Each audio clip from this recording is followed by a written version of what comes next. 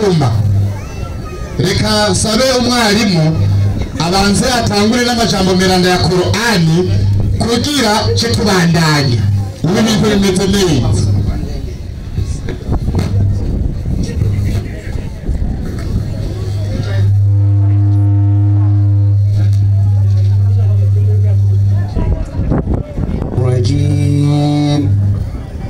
بسم الله الرحمن الرحيم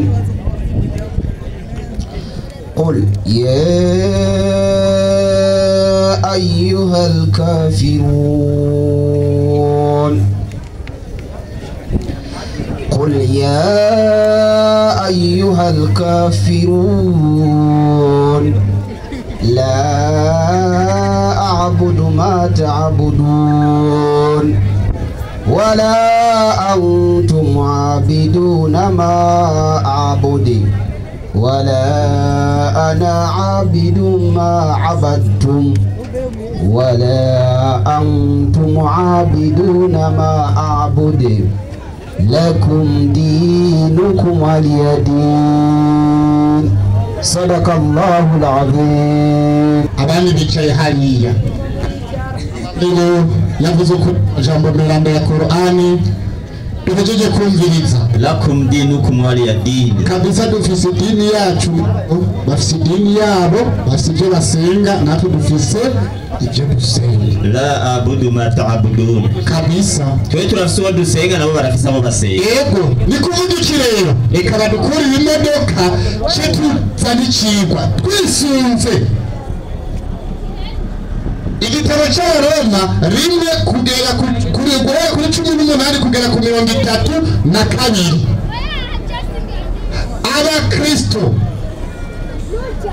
uzobipfiramwo uwizera amajambo avugwa muri ino mirongo, uwizera amajambo avuga muri ino mirongo akazobipfiramwo ntajya urazojamwo. oya ntajya urazojamwo. ubu rero turaje tubije imitsi tubizunguruke, sawa?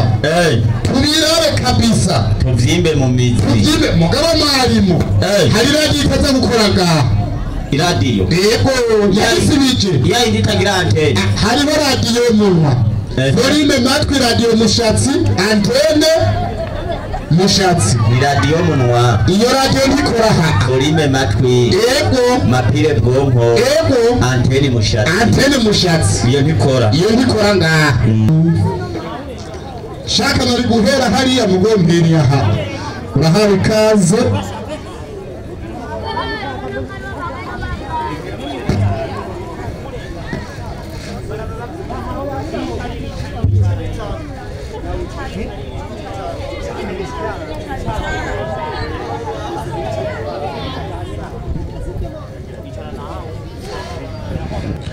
بسم الله الرحمن الرحيم. السلام عليكم ورحمة الله وبركاته. وعليكم السلام ورحمة الله وبركاته. وكريستو نريمان بينامي إنا نحن نزلنا ذكر وإن له لحافظون.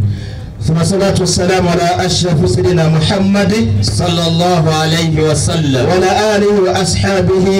أما بعد يبشر الله سبحانه وتعالى nongera nsabira amahoro mu gikorwa usakara kubasozereje imana bahanuzi akakizigenza mu ntumwa Professor Muhammad sallallahu alayhi wa sallam. inyuma yaho rero dufite ikigwa kidasanzwe. ikigwa cyacu twagitoye twisunze inyandiko ibonekana mu gitabo cy'Abaroma, mu gitabo cya Bibiliya. Abaroma rimwe guhera 18 gushika 32. tuca tukibaga turavuga duti nta mukristo n'umwe azopfira mu bivugwa n'iki cyanditswe azoja mu bwami bw'iki bw'Imana, azoja muri paradizo mu gihe wabipfiriye no. ubu rero tugomba tuja kuraba iyi nyandiko akarongo kamwe ku kandi, hama tubisuzume mbega umukristo azobipfiramwo azoribata muri paradizo cyangwa no kuribata nazoribarata.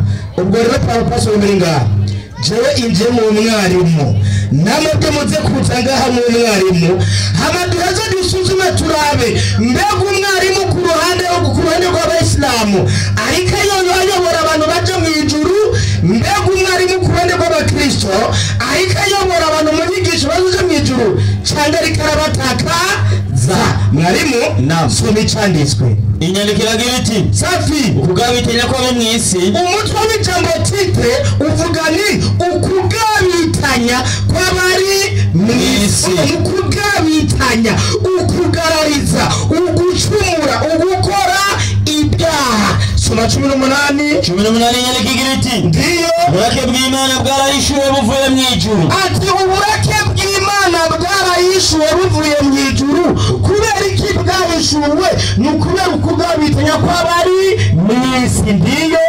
harabandanya hati buvuye mu ijuru ubwo irakiri kutayubaha kw'abantu ndiyo kubivuza uburake bwaje kubwo kubera iki abantu batubaha iki Imana yaramanuye amategeko aho yarumika amategeko 10 ku musozi Sinayi itegeko rya mbere rivuga duti ntukagire izindi mana umbangikanya ariko abantu batabaragabitanya baja kubira amategeko y'iki y'Imana ikiyishura uburake bwayo ndiyo banyikisha ukuri ukugabitanya kwabo baca banyikisha ukuri kwe banyikije mwarimu ukuri kw'Imana imwe rudende yuko ariyo ikwiye gusengwa ibihe bidashira ariko abantu baca banyigisha ukuri baca bazara ati gusenga Imana mu butatu bw'iranda baca tutari Imana y'umwana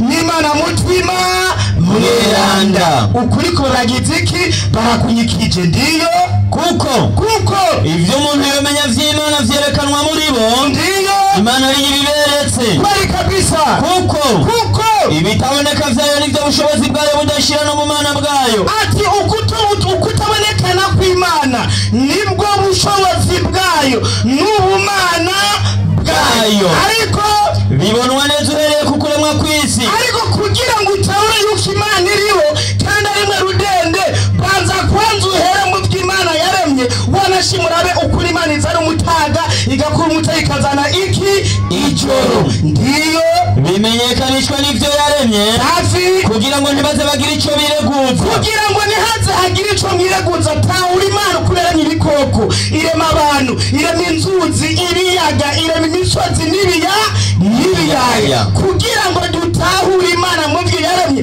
ntihagire ibyo twireguza ibyo twitwa kuko bamenye Imana hari abantu kabisa by'ukuri bamenye Imana ntibayubahe nk'Imana baramenye Imana ariko ikibazo cyabaye ntago bayubashe nk'Imana iyo ntibigeze bayishima no gushima Imana mwarimu ntago bashima iki Imana kubera iki badashima Imana hari abakristo zo kumati bashima nde Yesu ashimwe wo gushima Imana babasha bishimira Yesu muko muragabitanya harabandanya kugabitanya kwanyu ndiyo ariko bacitse abiyumvira iby'ubusa umviriza Bibiliya ati mwacitse abiyumvira iby'ubusa bivuze mwarimu abavuga Yesu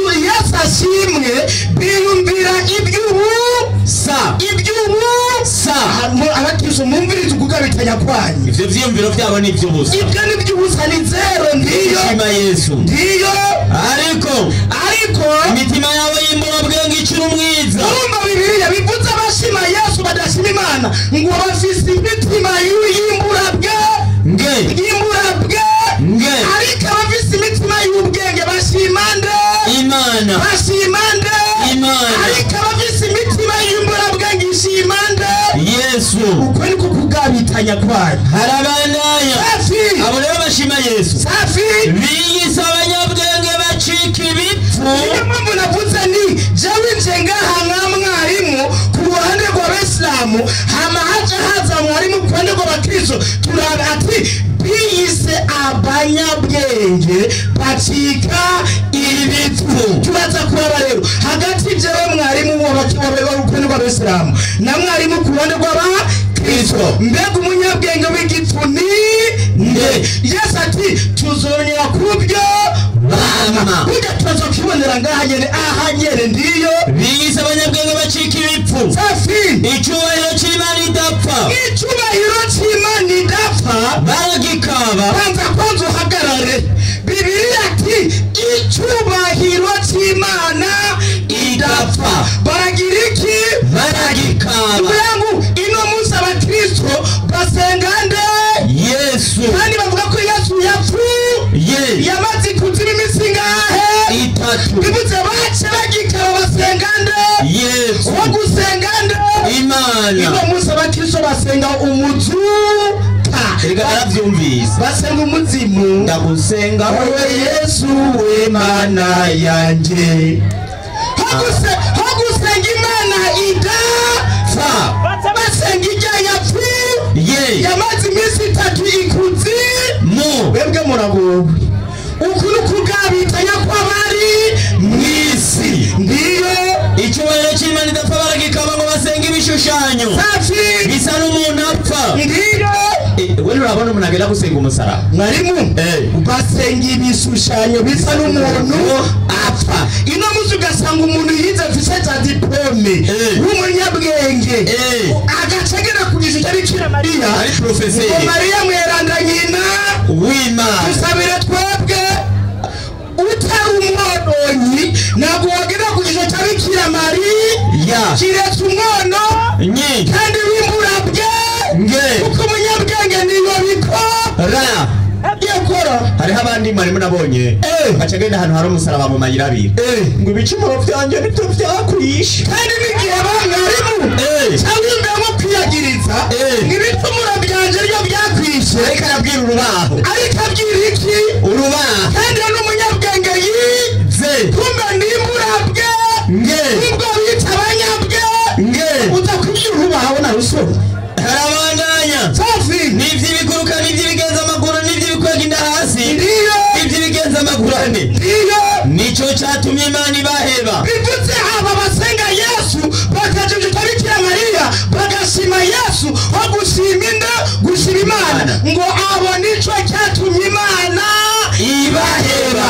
bivuze n'umunsi Abakristo mwarimu Abakristo bose kw'isi nzima Imana yarabahevye kubera ukugabitanya kwabo kandi buziye ku burake bw'Imana kandi abona imburabwe n'ibipfu. nicyo cyatumye Imana ibaheba ngo bakora ibiteye isoni. ndiyo bumvira ivy'imitima yabo yifuza. baba bace bagenda ku marangamutima amasantima yabo ho kugenda bisunza amategeko y'iki? y'Imana. ndiyo bumvira ivy'imitima yabo yifuza bonone imibiri yabo. bumviriza biri ngo bonone imibiri yabo. urazi ukuntu bonone imibiri yabo? Imana yategetse umugore cyangwa umukobwa azarongorwa ku cyitwa umugabo haba umuhungu aze abari n'cyitwa umukobwa. hirya y'ejo haheze ameze ngahe hari uraho nduguyamu yagiye kuvuga ati kubera ko tugeze ku isi nziza umukobwa arekwe kurongorwa n'umukobwa mugenzi we.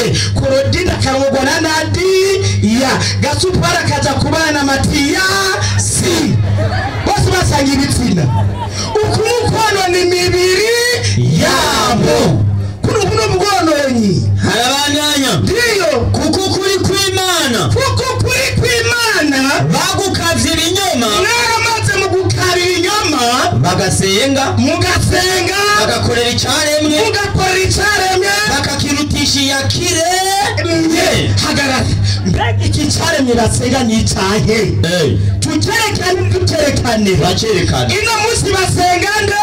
Yesu na Mariya. hagarara mwarimu. ariko Yesu mu minsi yigishije ku isi Yesu yigishije amagimana imyaka 3 n'amezi yarekanye uwo akwiye gusenga uwariwe. 6:9 Matayo yarutsa inyandikira iti safi nuko umusengero mutya. Yesu yenyine ubwe yongera kandi abyerekana kugena hazaga ibyo mwitwaza arabati nuko musenge mutya. Muti Umwisilamu umwe naze ngaha, umwisilamu umwe azaha abanguke anyaragase azaha nuko kandi uduga kuri podium ndiyo nimusenge mutya. Yesu arabyerekana nimusenge mutya ndiyo muti n'amajambo bivuze mwarimu. Yesu yakoresheje ibintu bingahe? Bibiri. Mutya ni pratique, muti ni teori. N'amajambo uvuga wikuragira iki? Urasenga. Bandanya tumbe ngaho muti data wa twese wo mwijuru. Data wa twese wo mwijuru. Kumbe na Yesu yasenga wo mwijuru. Ariko abandi bagahinduka bagasenga nde? Imbora bwenge zigasenga Yesu. Bagaca basenga nde? Yesu. Ikibazo kiraje rero, iyi mutya Yesu yabigenza gute? 14:35 Mariko 14:35 inyandikira babwira iti ndiyo Yesu yunguruza imbere gatoya. Yesu yunguruza imbere gatonya yubama hasi arasenga. Ubama hasi. Yesu aca yubama hasi arasenga. Ico gihe kimurenga arasangwa bishoboka. Ati ico gihe kimurenga arasangwa bishoboka. Yesu yasenze ameze gute? Yubamye. Abakristo basenga uku? Oya mwarimu abakristo uzokumva ati nzosenga mpagaze nongere pfukame ninaruha ndambare ahantu hari Imana. Gahunda bigira mwarimu ikibazo gihari ko Yesu atigeze apfukama yari yanyoye urumogi. Ko Yesu atigeze arambarara jamani yari yanyoye saporo. Yesu yubahiriza amategeko y'Imana. Yubahiriza amategeko y'iki? y'Imana. Mwarimu nicyatumye Yesu asenga uku agashira ubwiza bwiwe hasi. Natwe abisaba tukabigenza uku. Ikindi 6:6 rimwe Yesaya 6:6 rimwe inyandikira iti twende namda ijuru iyo ntebe yanjye y'ubwami. mwebwe mutahure ijuru niyo ntebe y'ubwami bw'Imana. Isi nayo indava y'ibirenge byanjye. bivuze twebwe dusize imanga hasi ku isi, dusize imitwe yacu ku birenge byande by'Imana. Ku birenge byande by'Imana. Na Yesu asize imutwe ku birenge byande by'Imana. Natwega bese mudushibirenge ku birenge byande by'Imana. Twigishijwe na Yesu ivireyo mu kubahiriza amategeko y'Imana. Yesu acavuga ijambo subira haja. Yesu yacavuga ijambo rikurikira mwarimu. Turaheze umurongo ngiye kwanza gato kweli. Yesu yacavuga ijambo rikurikira ndiyo uko hariho abasenga bafukamye abandi bagahumiriza abandi bagaca bamanikamo kuko bamwe n'abapolisi benda gusenga Yesu. Haleluya. Yakasasamenye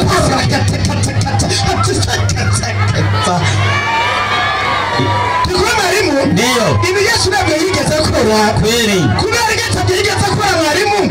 Yesu yasize imanga hehe hasi. Hari ijambo Yesu yaciye avuga ku bakora ibikorwa n'igihe Yesu yagize iki yakoze. 15:14 Yohana 15:14 Yohana inyandikira iti twende ndiyo murabakunzi banje. Yesu ati murabakunzi banje nimwakora ivyo mbagera. Nimwakora ibyo mbagera. Bivuze abasilamu dusenga ko Yesu yagize iki yasenga. Bivuze turabakunzi bande ba Yesu. Ariko abakristo bagaca bafuka abandi bakarambara abandi bagahumiriza. Kumbe sabakunzi ba Yesu n'abasi ba Yesu. Mwebwe muragowe n'abasibiwe muragowe. turabandanya inyandiko. Nico cyatumye Imana ibaheba. Nico cyatumye Imana ibaheba ngo bifuze ivyonona imibiri yabo. Mwebwe Imana yarabahebye muca mugenda mu byifuzo by'imibiri yanyu kuko abagore babo iki imibiri yabo yaremewe bagihinduye ukundi kuragina kaja kubana nada kandi basanga ibitsina itaremewe. ndiyo kandi n'abagabo nuko baretse kugirira abagore babo ivy'imibiri yabo yaremewe. bireka abagabo gasupara acahitana Jean Claude amubera umugore kandi basanga ibitsina bashuha ndiyo babengukana bisho bushuhe bavizi. abagabo babigirira abandi bagabo ibiteye isoni. Ibyo ni ibiteye isoni. Ako nukuzana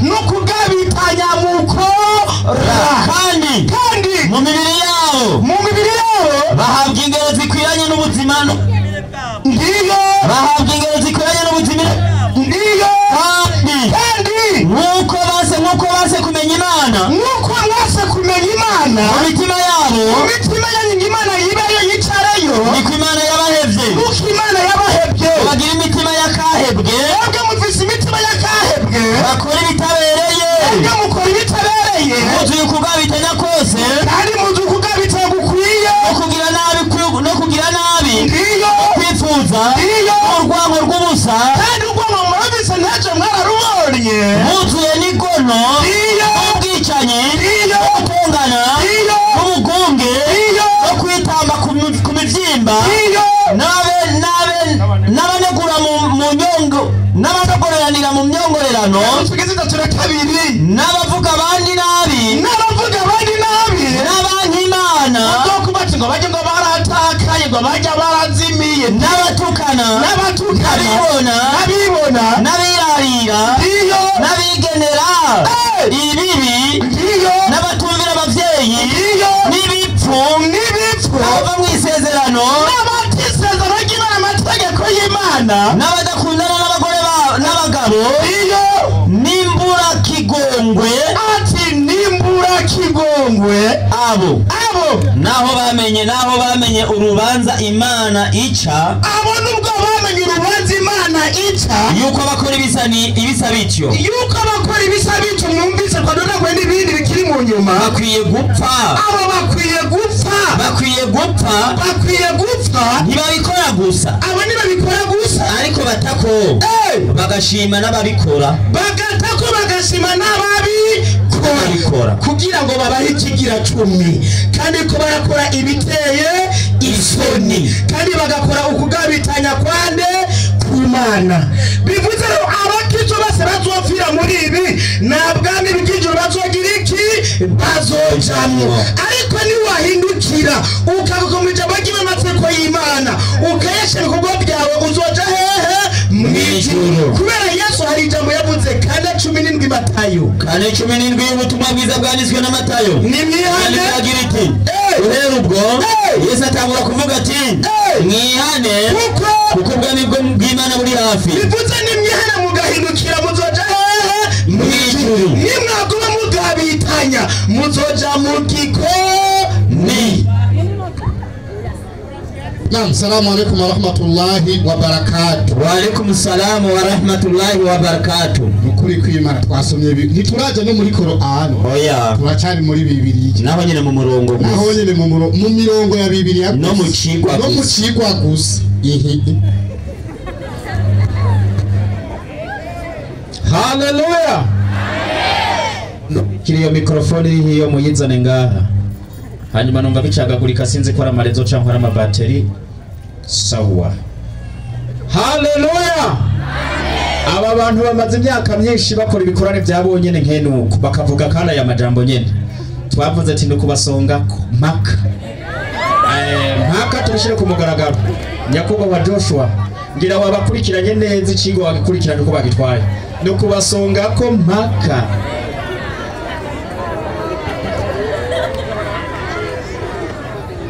Ndabya minota.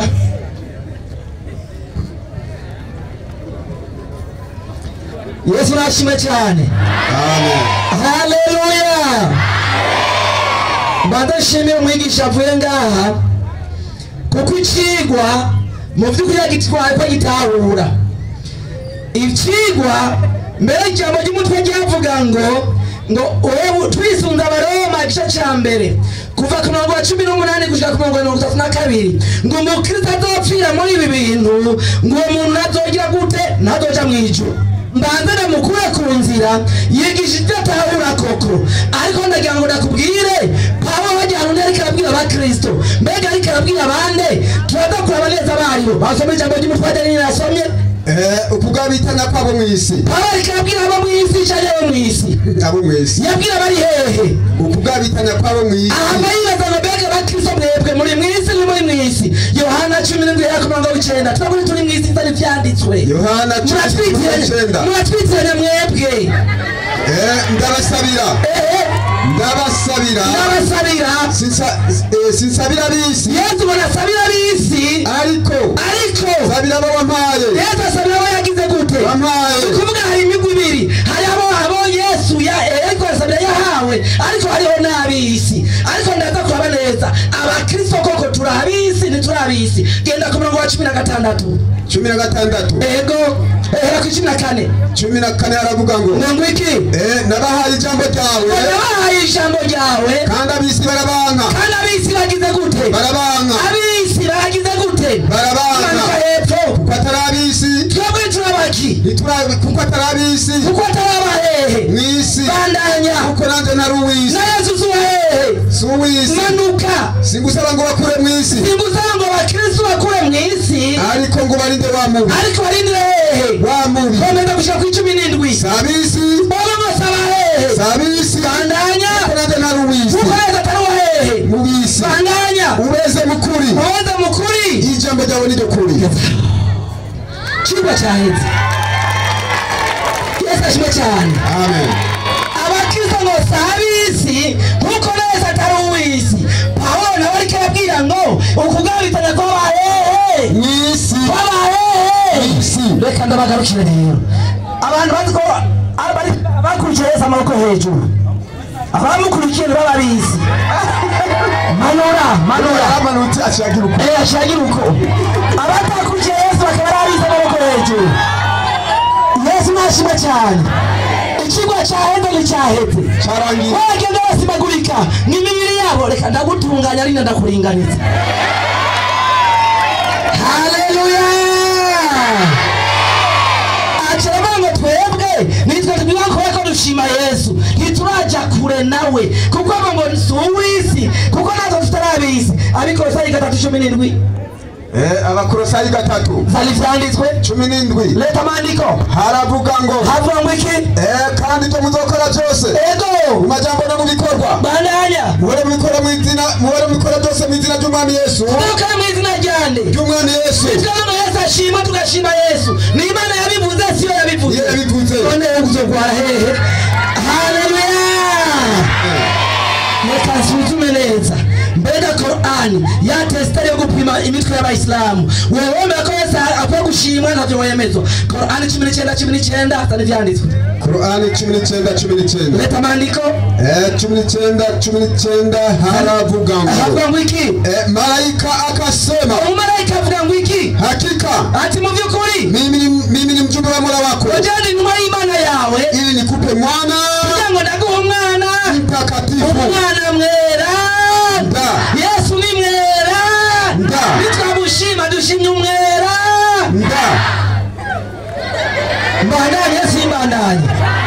mbandanye simbandanye avuye ngaho acaravuga ngo abakristo n'imbura bwenge ngo bashime iki mbanze ngaruka ahantu nico kibona kubwiye hajya Paulo arabwira abayisilamu batari abakristo n'abandi banyamahanga mbega izimbura bwenge nyine ariko arabwira ni bande mbaza Qur'ani nyene tubwire mbega Qur'ani imbura bwenge n'abakristo cyane n'abayisilamu Qur'ani 2:4 mu busobanuro bwa Qur'ani havuga ngo iki maana anasema hivi abavuga ngo iki waislamu walikuwa wakati mwingine wakimwambia mtume wenye kawasa minari handisa bakristo handisa baki waislamu walikuwa wakati mwingine wakimwambia mtume yakimwambia Muhammadi raina yani kuwa atibuzoze tuchunga kama mchungaji mzuri anavyowachunga wanyama wake mtuzoze turagira ngo mwongere mwiza agira ibitungwa vyiwe kwani sisi waislamu wajinga tulimbura bwenge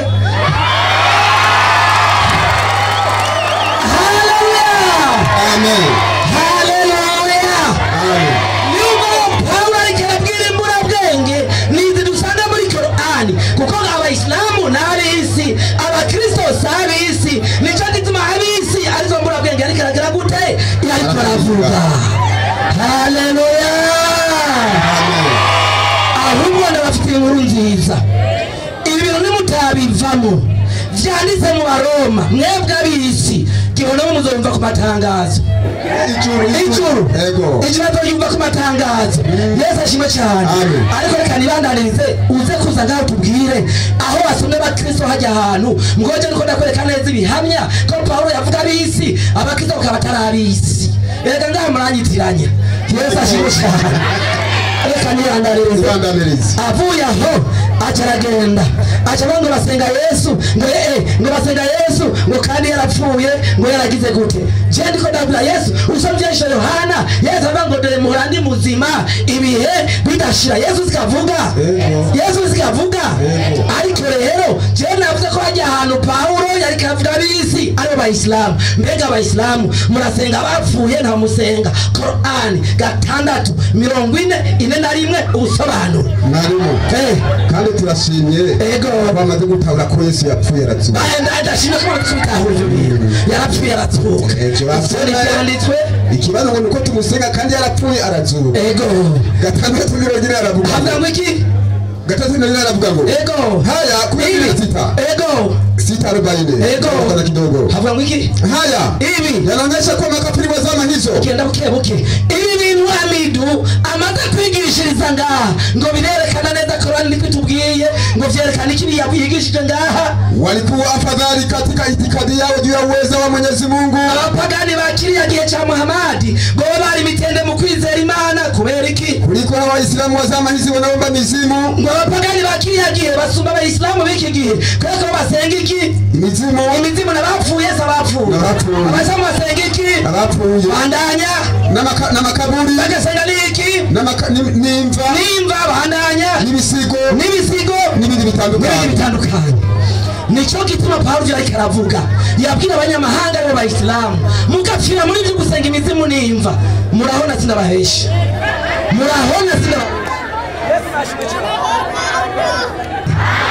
ikigo cyamaze kurangira Yesu ariko arabwira abisi Paulo ariko arabwira abisi twebwe ntiturabizi haleluya amen kandi atana ubwoba ashaka ngo dusenga ngo Yesu ngo ari umwana w'Imana ngavuze ngo data aho twese bo mwijuru ngo hariho data nuvuga yemeye ko Yesu ari umwana w'Imana nuko yavyemeye mbaza Muhammad nyene mbega Muhammad umwana w'Imana no musenga cyane se musenga kwa 3 changamka 3:81 mbaza Muhammad mbega Muhammad umwana w'Imana ndamusenge sindamusenge tani vyanditswe haravuga ngo iki sema Muhammad abango vuga Mwenyezi Mungu mwingi wa rehema angalikuwa na mtoto ngoja atakwenda kwa imani ifise umwana ningekuwa wapanga wa kumwabudu mtoto huyo Muhammad ngo ari gusenga umwana w'Imana kwa kuwa kubera ko ni mtoto wa Mungu wangu ari umwana w'Imana yiwe bisobanure ngo umwana w'Imana Muhammad ari kumugira gute kumusenga umwana w'Imana arasengwa nuko se yose ngwa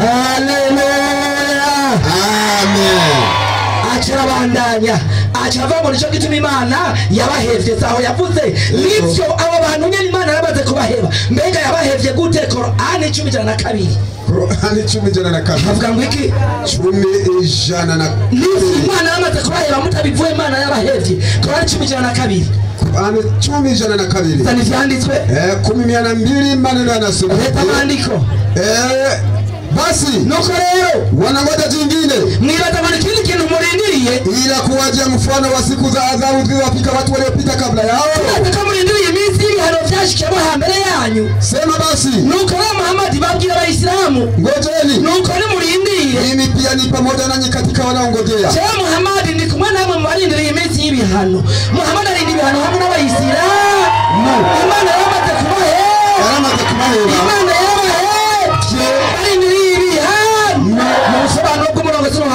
haravuga ngo iki ukimwona mwenzio amenyolewa kwa jambo hilo unalolifanya umve mu Bayisilamu ngo mukabona mugenzi wanyu Muhammad bamumoye ku kintu namwe muziko mukora basi nuko rero itie maji upesi kichwa chako bomeka imitwe yanyu hakiri kare kwani na wewe utanyolewa kama alivyonyolewa namwe barabona uko Muhammad bamumoye bazobamwe uko bamumoye Muhammad ibintu mukabivamwo murakira ndacakubuza na buke mwabuze bakora ivyorona imibiri ndacakubuza buke Yesu ashimwe cyane ariko reka nibandaneze avuye aho yagiye aravuga ngo ni naho ngeze yavuze ngo bonone imibiri yabo ngo umugabo ku mugabo siko yavuze ni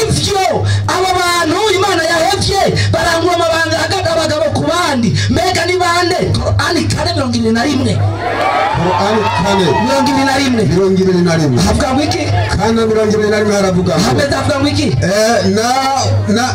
na twamcha na mtachukuaje na hali nyinyi kwa nyinyi mmengiliana umviriza ngo mbega muzotora amasezerano gute ngo kandi mwebwe hagati yanyu mugwa murondorana hagati yanyu ni Qur'ani ikagira gute irikabivuga Yesu ashimwe cyane nicyo kwa Paulo inkuru yavuze n'ukuri ivyanditsajya byose n'ukuri Bibiliya irikavuga ukuri mutabivemo abanyamahanga mwebwe abisi Gehonomi irabarindiriye Yesu ashimwe cyane aca yibaza ngo ndiko ndaresha ngo si hagati yabo yavuze ngo abagonco baremewe ngo banze gukora ivy'imibiri yabigomba ngo yaremewe ngo bayikoresha ukundi je nta kindi kintu nkora turakora tafsiri yari Juma Bayunga ipaje y'ijana n'indwi paje y'ijana n'indwi mbega babigenza gute urupapuro rw'ijana n'indwi wowe bivuze ku mutwe je nta gicandiko urupapuro rw'ijana sani vyanditswe n'indwi habo mwiki imepokewa kwa Abu Sulaiman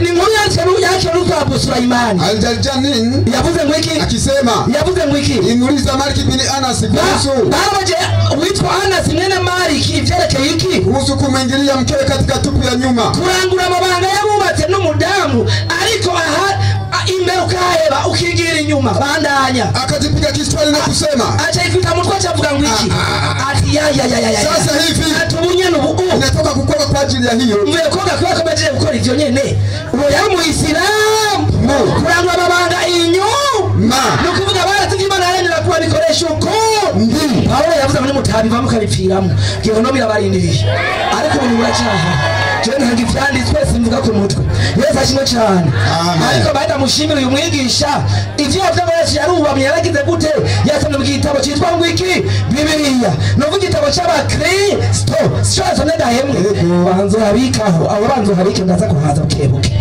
haleluya amen avuye aho acagenda gushimira yabo aho namaze kurangiza reka nigishimutse Yesu ashimwe cyane nariko navuga rero ko Paulo boye hari abandi yariko avuga atari abakristo Paulo yagiye mu gihugu cya Efeso agiyeyo asanga basenga ibigirwamana kandi abo muri Efeso niyo turikiya y'uyu munsi mbega Paulo ugiyeyo usanze bimeze gute genda mbere mu vyakozwe mu 1934 cangamka ivyakozwe n'intumwa 1934 1934 haravuga ngo havuga ngo iki ariko bamenye ko ari umuyuda nuva bamenye ko ari umuyuda bose basemera icyarimwe bamara nk'amasaha abiri bavuga ngo iki bati Arutemi y'Abanyefeso irahambaye Arutemi cyari ikigomana basenga muri Efeso kandi bayita Imana bavuga ngo Imana yacu irahambaye mu cyarabu bari kuvuga ngo Allahu Akbar niko bari kuvuga mu cyarabu bandanya umwanditsi yari mukuru w'igisagara manuka amaze guhoza ishengero bandanya arababarira ngo iki ati bagabo b'Abanyefeso bandanya rega hari umuntu atazi ko igisagara cy'Abanyefeso cyo kizigamwa n'ingoro y'igitabo cy'Imana kazi yambaye Arutemi genda bandanya honyene arico gishushanyo cyakorotse kiva mu ijuru akota kiva hehe mu ijuru genda bukebuke twasanze mu gihe cya Muhammad ataravuka hari ikigomana cyitwa Arutemi bagisenga muri Efeso kandi muri kaya ka Sham mbega cyavuyeyo gute kiza mu Islamu batanga kuyisenga dore igitabo cyitwa Ar-Rahiq al-Makhtum page 37 cyavuyeyo gute abari barikabwira abasenga izo mana page 37 aravuga havuga ngo iki ruwayi alisafiri na kwenda Sham yagiye Sham muri Sham ni kariya kose kariya ka Efeso no kumanuka hepfo yagiye bigenda gute huko akawakuta watu bado wanaabudu masanamu asanga bariko basenga ibigirwamana manuka akaona kuwa jambo hilo ni nzuri abantu bengo birabereye achakora iki na alilizania kuwa ni kweli achabona kwa ukuri manuka kwa sababu Shamu ni mahali pa mitume na vitabu zile kareka Efeso ngo hari ahantu hino n'ibitabo bandanya akarejea Maka akiwa na sanamu litwalo Hubal achagenda hahari mwakareka Efeso yavuye atwaye ikigirwamana cyitwa Hubal araciba akijana Maka akaniweka ndani ya Al-Kaaba achakishindani mu musigi ikigirwamana yivya muri Efeso mbega gishikanye rero uyu ruwayi ninde bapfanikira Muhammad ico gitabo nyene page 36 urupapuro rwa 66 sali vyanditswe urupapuro rwa 66 sali vyanditswe havuga ngo iki Muhammad ibn Abdullah mwene Abdullah ibn mwene Abdulmutwalib aliyekuwa akiitwa Shaibu bandanya ni Hashimu bandanya akijulikana kwa jina la Amri komeza Abdi Manafi bandanya kwa jina la Al-Mughayla ego kwa bin Qusay bandanya akiitwa Zaidi bandanya bandanya Mura bin Kabil ibn Ghalib bin Ghalib nuvuga Luwai agira mu bisakuruza bya Muhammadi agira umunani nabagiye muri Efeso yatemera yiba ayizana imaka baca bayitwa Hubal mbega koko bayigejejeyo ikihindu rindi zina yitwa jiwe Jeusi mwibuke ngira batubwiye mu byakozwe n'intumwa ngo ni igishano cyakorotse kiba hehe mwijuru cyakorotse kiba hehe mwijuru twagiza mukore mwaminifu cha gatatu ni cha kane paja 75 mbega igishano cyavuye mwijuru kiri muri Efeso cyari kiri maka zani vyanditswe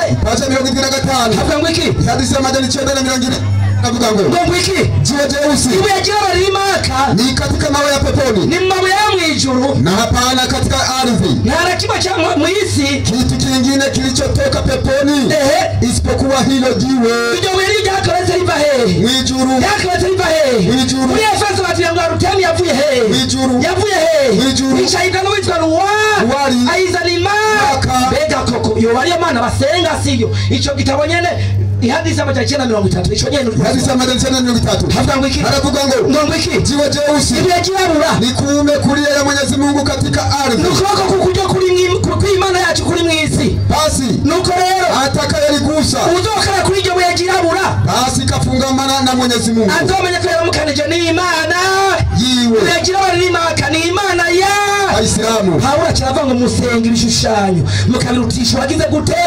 wabirenye Yesu nashimwe cyane baracyazunguza umutwe ndabongere sindabongere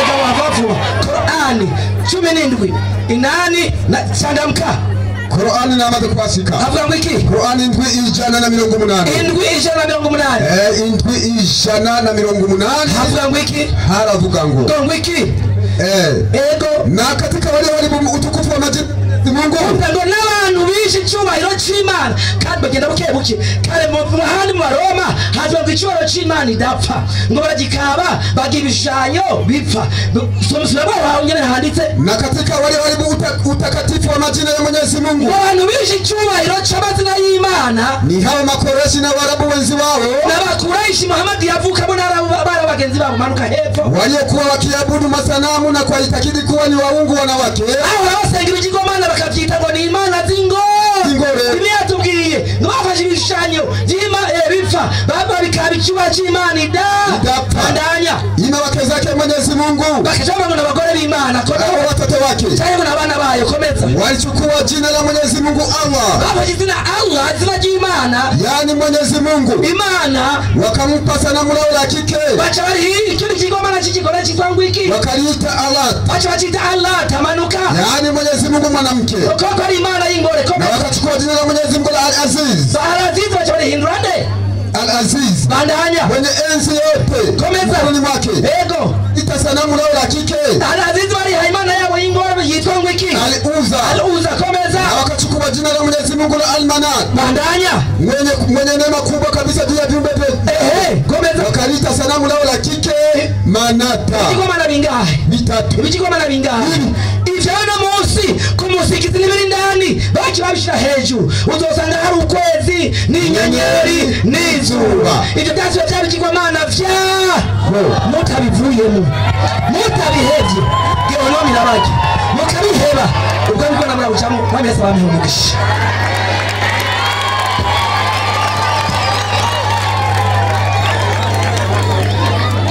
Hallelujah.